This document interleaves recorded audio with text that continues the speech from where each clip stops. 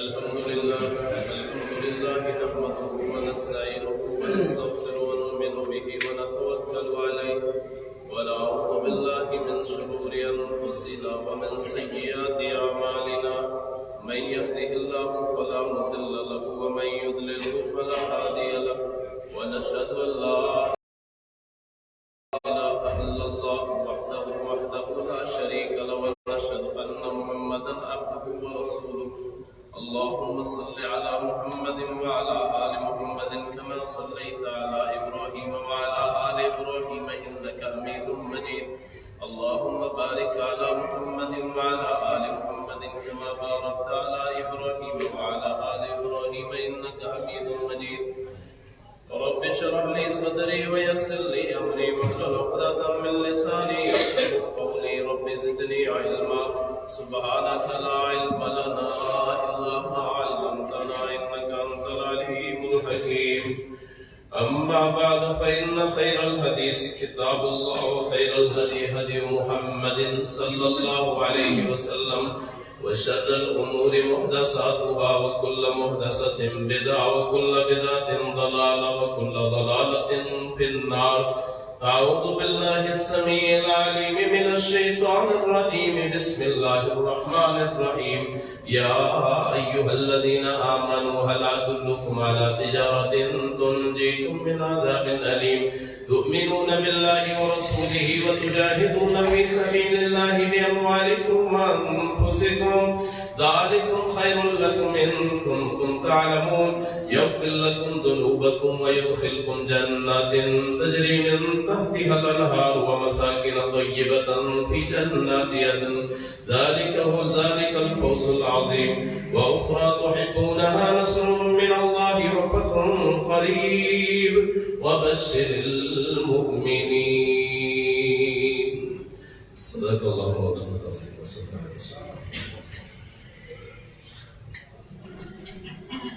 معزز سامعین سننے والی ماؤں بہنوں ایمان اللہ کی سب سے بڑی نعمت سب سے بڑی اللہ کی نعمت ایک تو انسان بنا دینا اور اس کے بعد پھر ایمان عطا فرمانا ایمان کا لفظی معنی ہوتا ہے دائیں طرف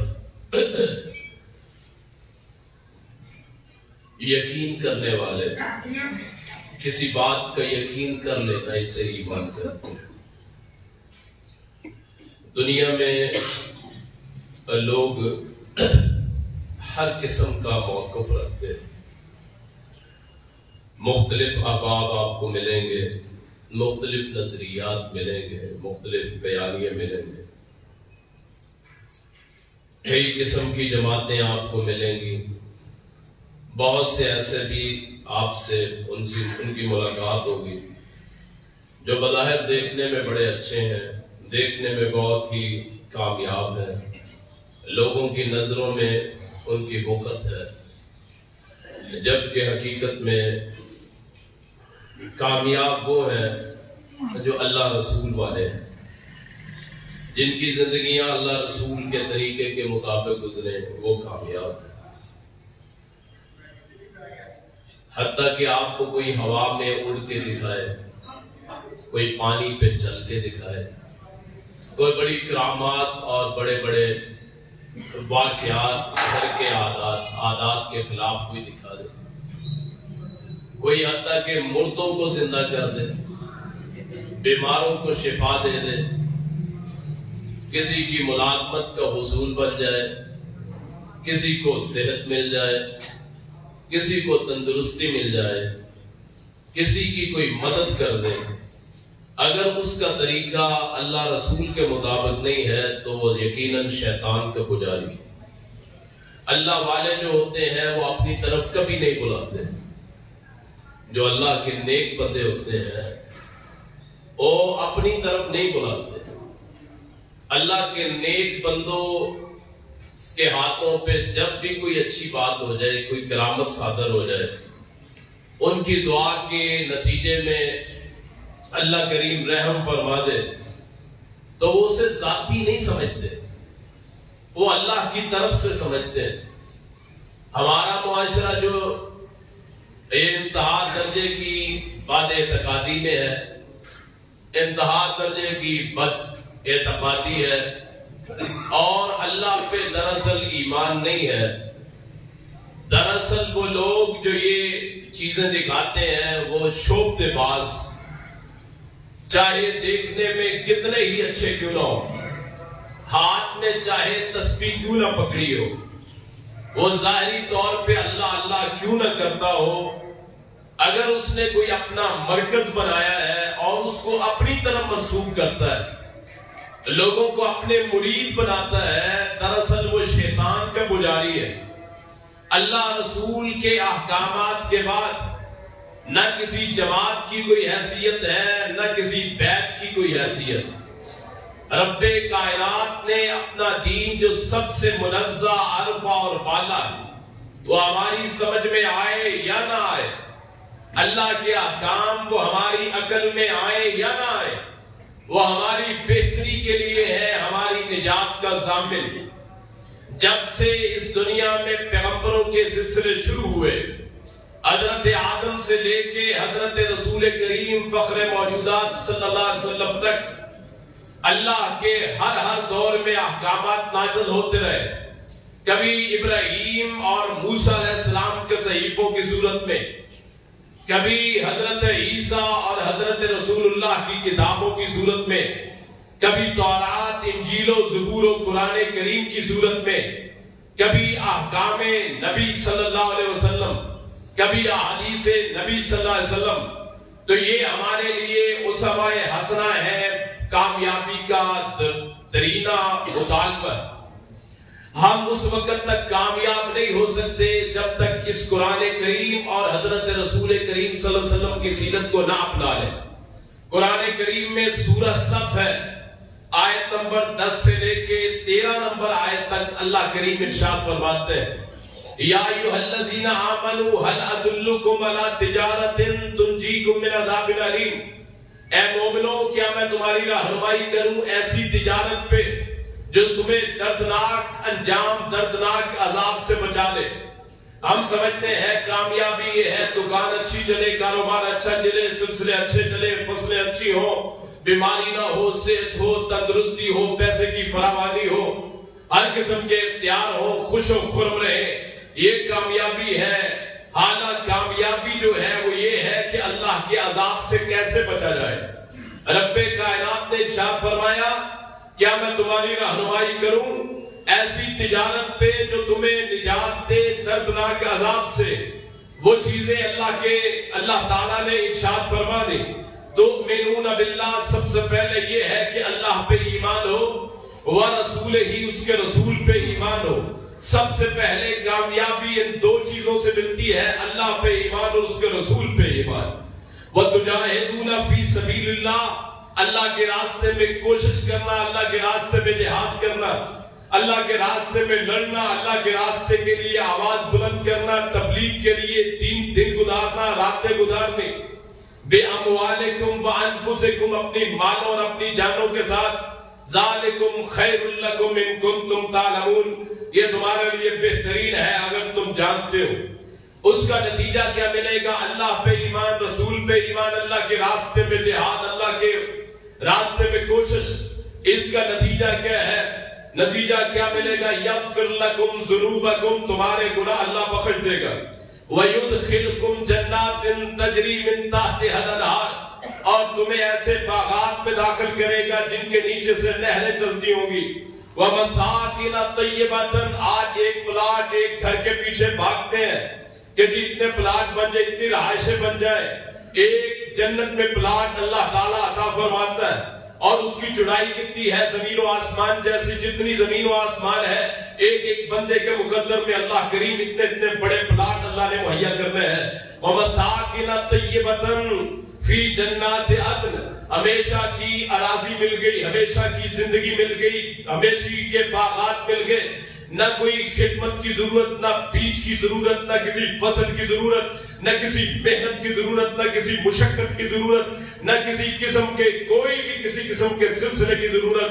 مساکن طیبۃ فی جنات عدن، اللہ ایسے ایسے باغات، ایسی ایسی رہائشیں مہیا کرے گا جو آج عقل میں نہیں آ سکتی ہیں، آج آنکھوں نے نہیں دیکھا ہے، آج وہ کسی کان نے نہیں سنا ہے. ما سمعت اذن ولا رأت من عین ولا خطر علی قلب بشر، نہ کسی کان نے سنا، نہ کسی آنکھ نے دیکھا، نہ دل میں کبھی خیال ہی پیدا ہوا. ایسے ایسے مکانات، ایسے ایسے پلاٹ، ایسے ایسے باغات، ایسی ایسی رہائشیں اللہ فراہم کرتا ہے. جب اللہ کریم پہ آپ کی ایمان لاتا ہے، رسول کریم پہ ایمان لاتا ہے، اللہ کے راستے میں کوشش کرتا ہے. ذالک الفوز العظیم، یہی سب سے بڑی کامیابی، یہ بہت بڑی کامیابی ہے. اتنی بڑی کامیابی کہ جنتی جب جنت میں چلے جائیں گے اللہ کریم کی نعمتوں سے پہراور ہوں گے، وہ اللہ کی نعمتوں سے فائدہ اٹھائیں گے. ایک دن اللہ کریم انہیں پوچھے گا کیا تم خوش ہو؟ اے اللہ کریم ہم خوش کیوں نہ ہوں گے؟ تو نے ہمیں دوزخ سے بچایا، تو نے ہمارے چہرے سیاہ ہونے سے بچا کے سفید کر دیے، تو نے ہمارے چہروں پہ نور بخشے، تو نے ہمیں باغات اور کیا کچھ نہیں عطا کیا. اللہ کریم کہیں گے، فرمائیں گے ابھی ایک چیز رہتی ہے. اے اللہ کریم وہ کیا چیز ہے؟ رب کائنات اوپر سے پکارے گا. مومنوں کی، میری اور آپ کی نظریں جب اوپر جائیں گی، رب کائنات کے چہرے کا دیدار ہوگا. اور یہ ورضوان من اللہ اکبر، اے مومنوں آج تک جو جنت میں پایا ہے وہ کچھ بھی نہیں ہے، کیوں میرے چہرے کی جو زیارت ہے وہ سب سے بڑا مقام. یہ اللہ کریم ارشاد فرماتا ہے. اور دنیا میں ایک اور نعمت کا اللہ تذکرہ فرماتا ہے، وَأُخْرَىٰ تُحِبُّونَهَا نَصْرٌ مِّنَ اللَّهِ وَفَتْحٌ قَرِيبٌ. صرف آخرت کی کامیابی نہیں ہے، ایک اور چیز ہے، وہ یہ ہے کہ اللہ کی طرف سے مدد بھی ملے گی، اللہ کی طرف سے نصرت بھی ملے گی، فتح بھی ملے گی.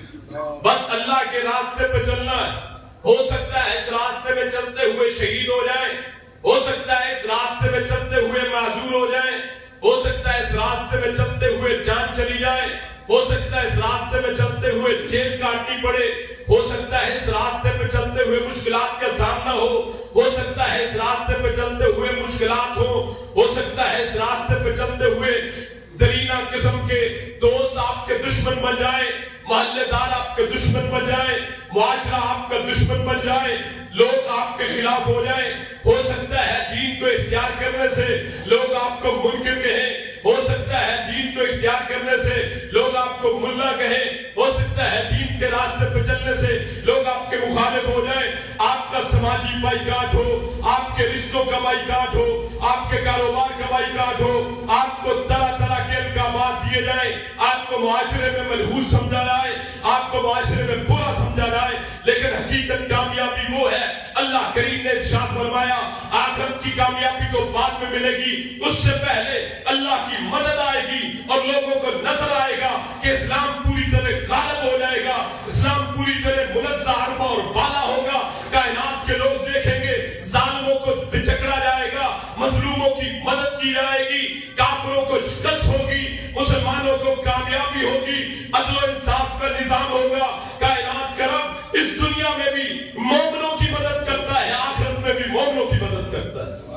ہم مسلمانوں کے گھرانوں میں پیدا ہوئے، ہم ان معاشروں میں پیدا ہوئے جہاں رکاوٹیں کوئی نہیں ہے، روکتا کوئی نہیں ہے. میں یہاں بولوں کوئی پوچھنے والا نہیں ہے، کوئی حکومت کی طرف سے مداخلت نہیں ہوتی ہے. ان لوگوں سے پوچھئے جو غیر مسلموں میں رہتے ہیں، جو اونچی آواز سے اذان نہیں دے سکتے، جو عید کے موقع پہ جانور قربان نہیں کر سکتے، جو مشکل حالات میں رہتے ہیں، جو نماز پڑھتے ہوئے خطرہ ہوتا ہے کوئی آئے گا جلا ڈالے گا، کوئی آئے گا مارے گا، پیٹے گا، جیلوں میں ڈال دیں گے، قید خانوں میں ڈال دیں گے، شہید کر دیں گے، گھر بار چلا دیں گے، بچوں کو اٹھا لیں گے، گھر بار برباد ہو جائے گا. ان لوگوں کے لیے اپنی دعاؤں میں، اپنی نمازوں میں، اپنی التجاؤں میں ان کا بھی حصہ رکھا کرے. رب انصرنا علی القوم الظالمین. دنیا میں جتنے بھی مسلمان ہیں ان کے لیے دعا کیا کرے، رب کریم ان کو آزادی نصیب فرما.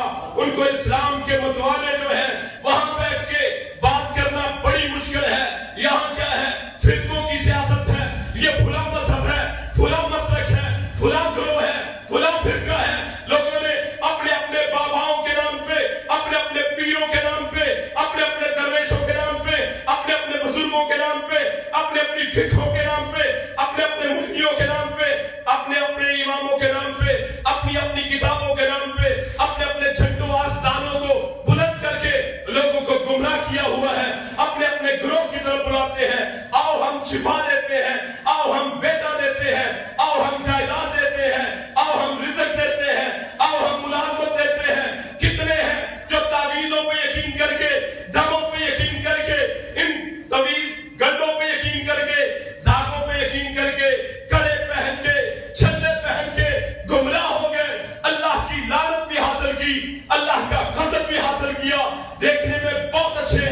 لیکن دراصل زبانیں ان کی شہد سے زیادہ میٹھی ہیں. رسول کائنات نے فرمایا ان کے دل بیڑیوں جیسے ہیں. دراصل وہ لوگوں کو اپنے اختیار میں لانا چاہتے ہیں, صحیح دین نہیں بتاتے. ممبروں پہ موجود ہو تب بھی بڑی پیاری پیاری حدیثیں سناتے ہیں, بڑا پیارا پیارا قرآن پڑھتے ہیں, لیکن مقصد کیا ہے؟ مقصد یہ ہے اپنی طرف بلانا, اپنی دعوت دینا, اپنے مرید بنانا, اپنی بیعت کرنا. قیامت کا دن ہوگا, رب کائنات کا دربار ہوگا, رب کائنات بلائے گا. ہم بڑے گنہگار, ہم بڑے سیاکار, ہم بڑے خطاکار, اللہ کی بارگاہ میں ہمیں بھی بلایا جائے گا. دنیا کے فرقوں کو بلایا جائے گا. رب کائنات پوچھے گا کس کے کہنے پہ زندگی چلائی؟ کہے گا جی اپنے مولوی کے کہنے پہ, اپنے مفتی کے کہنے پہ, اپنے امام کے کہنے پہ, اپنی فقہ کی کتابوں کے مطابق میں نے زندگی گزاری ہے.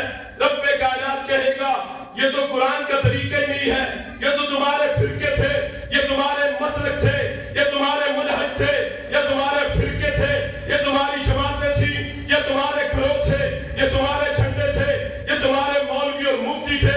میں نے تو دین نازل کیا, ایک دین, ایک قرآن, ایک رسول اور ایک اسلام دے کے بیٹا, شریعت محمدیہ دے کے بیٹا, اسی پہ چلنا تھا. کن راستوں میں گم ہو گئے؟ جاؤ فرشتوں, ان کو پاؤں سے پکڑ کے دوزخ میں پھینکو. ان کا انجام یہ ہے, انہوں نے میرے رسول کے دین کو چھوڑا. آج ان کا انجام یہ ہے, اپنے درویشوں کو بلائے, اپنے پیروں کو بلائے, اپنے بڑوں کو بلائے, اپنی بیعت لینے والوں کو بلائے, ان سے کہے رب کی بارگاہ میں چھٹکارا دکھاؤ, رب کی بارگاہ میں سفارش کر کے دکھاؤ. منزل الذی یشفع عنده الا باذنہ. آؤ انہیں کہو سفارش کرو, دنیا کے امتی یہ پیر و مرشد ہے, یہ بڑے رہبر ہیں, یہ بڑے لیڈر ہیں, یہ بیعت لینے والے ہیں. کوئی اٹھ کے کہے تو صحیح رب کائنات میں سفارش کرتا ہوں, رب کائنات اس کو ذلیل و رسوا نہ کر دے. اسے رب العالمین کس نے کہا؟ ہم ایک چھوٹا سا گروہ جو قرآن و سنت کے نام لے کے اٹھتے, سال گزر گئے, گلے خشک ہو گئے, آیات پڑھ کے سنائی, جمعے سنے, تقریریں سنی, لیکن اثر کوئی نہ ہوا. وہی گھروں کے ماحول, وہی غیر اللہ کی عبادت, وہی نجکوٹ کے شہر میں, اس بستی میں, اس گاؤں میں, اس قصبے میں, وہی غیر اللہ کے نام, وہی غیر اللہ کے نام کے جلوس. وہ دین اسلام کا پتہ نہیں, کوئی مسئلہ نہیں ہے, پوچھ لیں گے ہے ہمارے بڑے, نسبتیں بڑی اچھی, لیکن رب کائنات کی قسم ہے نہ ان کا وجود محمد کائنات سے, نہ ان کا وجود قرآن و حدیث میں, نہ ان کا وجود صحابہ کرام سے, نہ ان کا وجود تابعین سے, نہ ان کا وجود تبع تابعین سے, نہ ان کا وجود اہل بیت کظام سے. یہ خود ساختہ طریقے, یہ خود ساختہ رسومات, یہ خود ساختہ مجالس, یہ خود ساختہ محافل, یہ خود ساختہ جلوس. اللہ کی قسم ہے سارے گمراہی کے راستے ہیں. راستہ وہی ہے جو محمد رسول اللہ کا راستہ ہے, آقا کائنات کا راستہ ہے. اس کے علاوہ جو راستہ کتنا ہی پیارا کیوں نہ ہو, وہ اللہ کا راستہ نہیں ہو سکتا, رسول اللہ کا راستہ نہیں ہو سکتا. وہ صحابہ کہاں کہاں سے چلے. سلمان فارسی دور سے آئے, باپ مجوسی, آتش پرست, آگ کی پوجا کرنے والے, ہر روز بیٹا تربیت حاصل کر آگ کو کیسے پکارنا ہے, آگ کی کیسے پرستش کرنی, آگ کی کیسے عبادت کرنی. تو نے رہنما بننا ہے, لوگوں کو بتائے گا کہ آگ ہر چیز کو جلا ڈالتی ہے. وہ بیٹا سلمان گھر سے نکلتا, راستے میں ایک راہب بیٹھا ہوتا, وہاں آگ کی تربیت حاصل کر کے. آج بھی کتنے لوگ جو آگ کے پجاری, آگ کو دیکھ کے عبادت کرتے, الاؤ روشن کر کے, آگ جلا کے وظیفے پڑھتے. یہ وہی نسل ہے جو دراصل مجوسیوں کی نسل ہے, جو ہمارے معاشرے میں داخل کر دی گئی. وہاں سے واپسی پہ راہب کے پاس بیٹھنے لگ گئے. اس دور میں بھی اسلام نہیں آیا تھا, ابھی سرور کونین کی نبوت نہیں آئی تھی. وہاں بیٹھتے,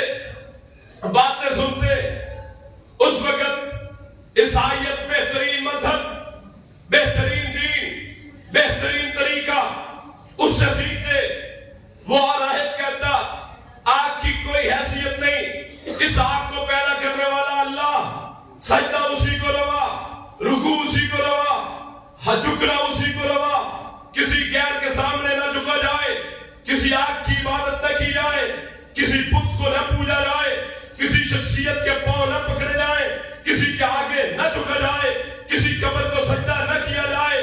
یہ سنتے گھر آ جاتے، اگلا دن آتا، پھر جاتے، کبھی آتے کبھی جاتے، کبھی جاتے ہوئے ملاقات، کبھی آتے ہوئے ملاقات، دل میں باتیں بیٹھ گئی، معاہد بن گئے، آج سے نفرت ہو گئی۔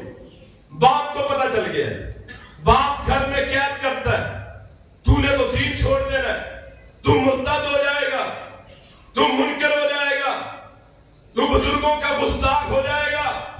آج بھی معاشرے میں ایسے ہیں، یہ تو گستاخ ہو گیا، منکر ہو گیا۔ اللہ کی قسم ہے، اللہ کے راستوں پہ چلنے والوں کو منکر و گستاخ کہا جاتا ہے۔ آج بھی اگر دیکھنا ہو صحیح راستے پہ کون ہے تو معاشرے کے اس مظلوم طبقے کو دیکھیے جس سے سلام لینا حرام سمجھا جاتا ہے، جس کے پیچھے نماز پڑھنی حرام سمجھی جاتی ہے، باندھ کے رکھ دیا۔ ایک دن سلمان فارسی نے پیغام بھیجا اسی راہب کو کہ جب یہاں سے جانا ہو تو مجھے ساتھ لے کے جانا۔ اس راہب نے پیغام بھیجا ایک وقت آئے گا جب میں کہوں گا میرے ساتھ چلنا۔ وہاں سے علاقہ چھوڑا، گھر سے نکل گئے۔ یہ ہوتی ہے دین کی طرف۔ ہم میں کون ہے؟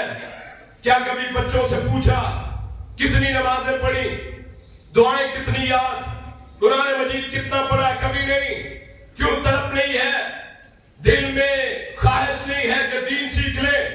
سارا دن کمانا، پیسوں کو گنتے رہنا، اکاؤنٹ کرتے رہنا، شمار کرتے رہنا، جمع کرتے رہنا، سب کچھ یاد ہے۔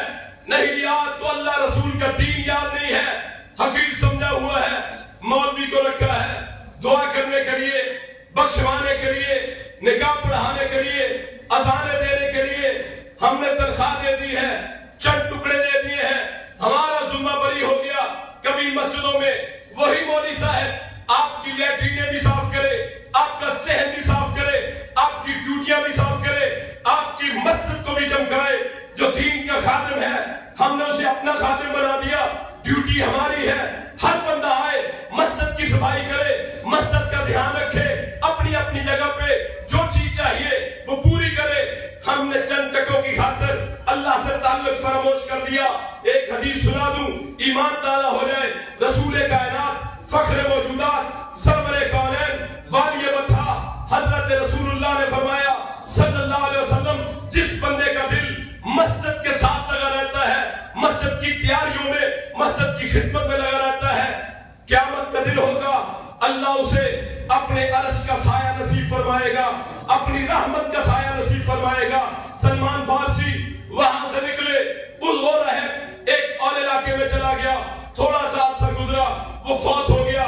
فوت ہونے سے پہلے سلمان پوچھتے ہیں اب کس کے پاس جاؤں؟ وہ بتاتا ہے فلاں علاقے میں ایک نیک آدمی رہتا ہے، اس کے پاس جاؤ، اس کی خدمت کرو، اس سے دین حاصل کرو۔ وہاں جاتے ہیں، دین حاصل کرتے ہیں، دین سیکھتے ہیں، اس کی زندگی پوری ہو گئی۔ ایک دو اور راہب آتے ہیں، آخر میں پوچھتے ہیں ہاں جی کس کے پاس جاؤں؟ اس نے کہا، وہ جو آخری راہب ہے اس نے کہا اب کوئی بھی دنیا میں ایسا راہب، ایسا عالم موجود نہیں ہے، ایسا دین کا خادم جو صحیح دین بتا سکے۔ ہاں اب آخری نبی کا ظہور ہوا جاتا ہے۔ کہا وہ کہاں ملے گا؟ انہوں نے کہا وہ وہاں ملے گا جہاں لمبے لمبے کھجوروں کے درخت ہوں گے، جہاں پہاڑیاں ہوں گی، وہاں سبزہ ہوگا، اسے یثرب کہا جاتا ہے۔ وہاں سے وہ فوت ہوتے ہیں۔ وہ راہب اس کو دفنا کے سلمان فارسی سفر طے کرتے ہیں۔ راستے میں کچھ ان کے پاس مال ہے، کوئی بکریاں ہیں، جانور ہیں۔ وہ ایک کشتی والوں سے سودا کرتے ہیں کہ یہ آپ کا ہوا، مجھے یثرب پہنچا دو۔ وہ کشتی والا انہیں غلام بناتا ہے، دین کے لیے غلام بن گئے۔ دین کی طرف موجود ہے، وہ آگے یہودیوں کے ہاں بھیج دیتا ہے۔ وہ یہودی مدینے کے رہنے والے ان کے رشتہ دار وہاں پہنچ کے یہ غلام یا اللہ کے دین کا غلام، یا کہاں سے ایران فارس سے چلنے والا، وہ جب مدینہ طیبہ، وہی درخت، کھجوروں کے درخت، پہاڑیاں، دل خوش ہوتا ہے، ہوں غلام، لیکن چلو اللہ کا شکر ہے، جس دید میں، جس طرف میں، جس خواہش میں اپنے گھر کو چھوڑا، اپنے باپ کو چھوڑا، اپنے علاقے کو چھوڑا. اور یاد رکھیے، دین کے لیے اپنا گھر چھوڑنا بڑا مشکل ہے، اپنا علاقہ چھوڑنا بڑا مشکل ہے، ہجرت کرنی بڑی مشکل ہے. اللہ کے نیک بندوں نے دین اسلام کے لیے ہجرتیں کی، قربانیاں دی. یہ ہے تجاہدون فی سبیل اللہ باموالکم وانفسکم، نقصان کروائے، وہاں پہنچ کے اللہ کا شکر کیا. چلو اللہ کا شکر ہے، وہاں علاقہ وہ آ گیا. انہی دنوں انہوں نے لگا دیا کہ ہماری خدمت کرو. یہ کھجوریں توڑا کرتے تھے، یہودیوں کے غلام. اعلان ہو گیا کہ ایک نیا نبی آیا ہے، ایک رہبر آیا ہے، مکے سے آیا ہے، مدینے میں، یہ یسرب تھا اس وقت، نام یسرب میں آ گیا. تو انہوں نے کہا جی، انہوں نے 2 علامتیں پڑھی تھی انجیل میں کہ جو آخری نبی ہوگا وہ صدقہ قبول نہیں کرے گا، تحفہ قبول کرے گا. اب آپ تصور کریں، جو اسی نبی کے جانشین ہیں، جو کہتے ہیں ہم آل رسول ہیں، سب سے زیادہ صدقہ وہ لیتے ہیں. کیوں جی؟ آل رسول کو صدقہ حرام. جو اصل آل رسول ہوگا، جو رسول اللہ کی ذریت میں سے ہوگا، وہ صدقہ نہیں کھائے گا. اسی سے سمجھ لے اصل سید کون ہے، نقلی کون ہے. معاشرے بڑے بڑے ہیں جعلی سیدوں سے. سید پہ صدقہ حرام ہوتا ہے جو رسول اللہ کی آل میں سے ہو. ایک دن آپ نے حضرت حسین کو دیکھا کہ انہوں نے صدقے کی ایک کھجور منہ میں ڈال لی. رسول اللہ اپنی انگلی داخل کرتے ہیں، صدقے کی کھجور باہر نکالتے ہیں. اے حسین، تجھے علم ہے کہ اللہ نے آل محمد پہ صدقہ حرام کر دیا ہے، یہ صدقے کی کھجور. جو اصل علاقہ ہے وہاں کے سید کا پتہ ہی نہیں. مکے اور مدنی میں یہاں ہر گھر میں سید بیٹھے، ہر چوک میں سید بیٹھے، ہر علاقے پہ سید بیٹھے. ایک قبر بنائی، جھنڈا لگایا، گنبد لگایا، چادریں چڑھائی، باہر جھنڈے لگا دیے، آستانہ عالیہ. شیطان کے پجاری لوگوں کو گمراہ کرنے کے لیے بیٹھے. اگر آپ نے ٹیسٹ کرنا ہو کہ کون اصل سید ہے، تو وہ جائیدادیں نہیں بنائے گا جیسے رسول اللہ نے جائیدادیں نہیں بنائی. زمینیں نہیں خریدے گا، کاروبار نہیں کرے گا دین کے نام پہ. ذاتی ہو تو اور بات، لوگوں سے نذرانے لے کے اپنی آل و اولاد کو نہیں نوازے گا. صرف جس سے زندگی باقی رہتی ہے، خوراک، لباس، گھر، بس وہ بنائے. وہ لے کے گئے کھجوریں، یہ جی آپ کے لیے صدقہ. آپ خود نہیں کھایا، آپ نے ساتھیوں میں بانٹا. اس نے کہا ایک بات تو صحیح ہو. اگلے دن پھر جاتے، یہ جی تحفہ ہے میری طرف سے. تو آپ نے خود بھی کھایا، ساتھیوں کو بھی کھلایا. دل میں آ گیا کہ سچا رسول. پھر وہاں ساری داستان سنائی. اور کتنے خوش نصیب ایران سے نکل کے اس نبی کی تلاش میں، سچے نبی کی تلاش میں. اور کتنا متبرک ہے وہ آدمی جس کو رسول اللہ کا ساتھ مل گیا. کتنی پاکیزہ ہے وہ آنکھیں جس کو حضرت رسول کا دیدار ہو گیا. کتنے پاکیزہ ہے وہ ہاتھ جو رسول کائنات کے ہاتھوں پہ لگے.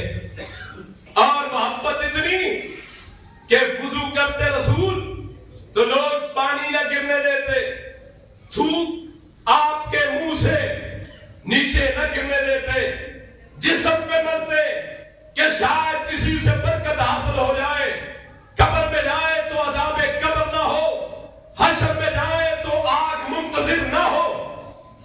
سارا واقعہ سنایا. آپ سنتے رہے. کتنے پیارے ہیں وہ ہونٹ جو رسول اللہ کے سامنے باتیں سناتے رہے، اور کتنے پیارے ہیں وہ کان رسول اللہ کے جو ان باتوں کو سنتے رہے. پھر کلمہ پڑھا، اشہد ان لا الہ الا اللہ، اشہد ان محمد رسول. ایک اور آتا ہے دور سے، یہ ہے تو منون باللہ ورسولہ وتجاہدون فی سبیل اللہ باموالکم وانفسکم. مکے کا دور، ایک آدمی باہر سے آتا ہے دین کی تلاش میں. پتہ چلتا ہے کہ جی نبی ہے، غالباً دوس قبیلے کے ہیں، طفیل بن عمر دوسی. وہاں پہنچ کے سناٹے ہو کا عالم، کوئی نام و نشانی نہیں کسی نبی کا. مکے میں پہنچ کے وہاں رات کو بیٹھے. مولا علی المرتضی رضی اللہ تعالی عنہ وہ دیکھتے ہیں باہر سے مسافر ہے. کہاں سے آئے ہو؟ کہا میں باہر سے. اس نے کہا مسافر ہو؟ ہاں جی مسافر. آؤ میرے ساتھ چلو. مہمان نوازی کرتے ہیں، رات وہاں گزارتے ہیں، کھانا کھاتے ہیں، صبح پھر کھانا کھاؤ. اگلے دن پھر حضرت علی دیکھتے ہیں، پھر ساتھ لے جاتے ہیں. مسافر؟ ہاں جی مسافر. 3 دن ایسے ہوتا ہے، 3 راتوں تک. مولا علی پوچھتے ہیں کس لیے آئے ہو؟ کہا بتانا نہیں چاہتا. کہا میں تیرا خیر خواہ، تو نے میرا نمک کھایا، بتا. نے کہا ایک میں تجھ سے پھر وعدہ لیتا ہوں کہ پھر آگے نہیں کسی کو بتانا. اس نے کہا بات تو کر. اس نے کہا پتہ چلا ہے کہ ایک نبی پیدا ہوا ہے، ایک نبی نے نبوت کا دعویٰ کیا. کہا تو صحیح بندے کے پاس پہنچ گئے، بس تو میرے پیچھے پیچھے آنا. اور اس وقت آپ کا قیام کہاں تھا؟ ارکم بن ارکم کے گھر میں، جسے آپ دار ارکم کہتے ہیں. کہا بغیر کسی آواز کے میرے پیچھے آنا، جب میں اشارہ کروں پھر آنا. مولا علی آگے چل پڑے اور راستہ دیکھ کے اشارہ کر دیا آ جاؤ. وہ اللہ کے رسول کے پاس پہنچتا ہے، وہاں آپ کی وہ برکتوں سے مستفید ہوتا ہے، کلمہ پڑھتا ہے. پھر جا کے اپنے علاقے میں بتاتا ہے کہ یہ نبی آیا ہے. اور اس دور میں دین کا نام لینا اتنا مشکل جیسے کوئی آگ میں ہاتھ پکڑ لے، انگارہ پکڑ لے. اور رسول اللہ نے فرمایا تھا ایک دن آئے گا کہ دین ایسے ہوگا جیسے انگارہ ہاتھ میں رکھ لے. آگ کا انگارہ ہاتھ میں پکڑ لے، دین اتنا ہوگا مشکل جیسے آج کا دور ہے کہ دین کو اختیار کرنا اتنا مشکل ہے جیسے آگ پکڑی ہو. اور ایمان کی حلاوت اور قوت دیکھنی ہو تو خباب بن ارد سے پوچھو کہ مدینے میں جب چلے گئے تو ساتھیوں کو اپنا جسم دکھاتے. کہا یہ جو نشان پڑے ہوئے ہیں، یہ نشان تم سمجھو گے کہ شاید بیماری کے ہیں، کوہڑ ہے، جسم خراب ہو گیا. نہیں، یہ نشان وہ ہے جب مکے کے ظالم مجھے دین اسلام قبول کرنے پہ مارا کرتے، اتنا مارتے میرے زخموں سے پیپ نکل نکل کے میرے زخم خراب ہو جاتے. میرے زخموں میں پیپ پڑ پڑ کے میرے زخم خراب ہو جاتے. ساتھیوں کو بتاتے، خود بھی روتے، ساتھی بھی روتے. دین کے لیے محنت، دین کے لیے توجہ. لوگوں نے بڑی بڑی جماعتیں بنائی دین کے نام پہ، تبلیغی جماعتیں. کیا ہے یہ ایک نصاب پکڑا ہوا ہے، کوئی فائدہ نہیں. لمبے لمبے چنوں کا آپ اپنے گھروں کو روشن کیجیے، غیروں علاقوں میں نہ جائیے، پہلے اپنے گھر کو درست کیجیے، اپنے بچوں کو سکھائیے، قرآن ترجمے سے پڑھیے، گھر کی اصلاح کرے، محلے کو سنبھالے، اپنی اپنی بستیوں کو سنبھالے. جب آپ کی بستی صحیح ہو جائے پھر اپنے پیغام کو دنیا میں پھیلائیں، علم حاصل کرے، صرف نحو سیکھے، قرآن کی تعلیم حاصل کرے، سورہ فاتحہ کا ترجمہ کیا ہے، سورہ اخلاص کا ترجمہ کیا ہے، سورہ کوثر کا ترجمہ کیا ہے؟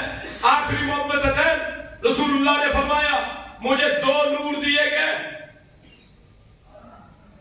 وہ جادو سے بچانے والے، صرف 2 منٹ میں بات کرتے، جادو سے بچانے والے، شیطان سے حفاظت کرنے والی 11 آیات سورہ فلق اور سورہ ناس۔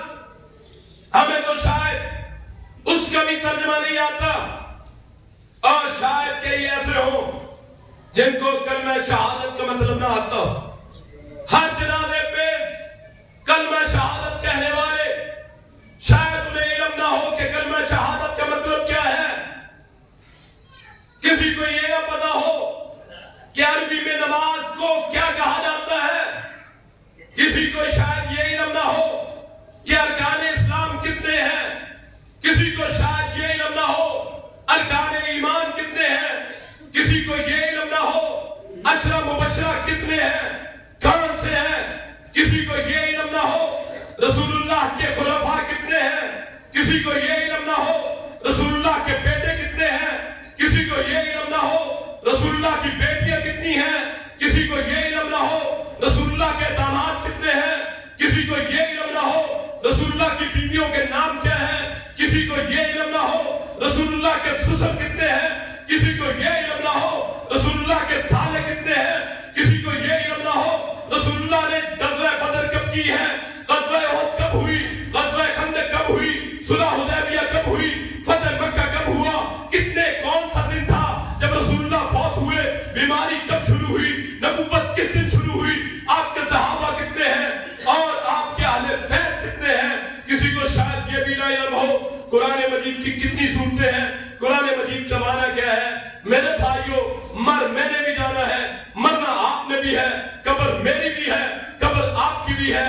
کم از کم جب قبر میں جائیں دل راضی ہو، دل میں سکون ہو کہ میں نے قرآن کے کچھ نہ کچھ علم حاصل کیا، قرآن کے کچھ نہ کچھ الفاظ مجھے آتے ہو، قرآن کے مجھے یہ علم ہو اللہ نے کیا احکامات دیے ہو، کیا میرے حقوق ہیں، کیا میری ذمہ داریاں ہیں۔ اللہ کریم مجھ میں آپ میں اسلام کی صحیح طرف پیدا فرمائے۔ آخر دعوانا ان الحمدللہ رب العالمین۔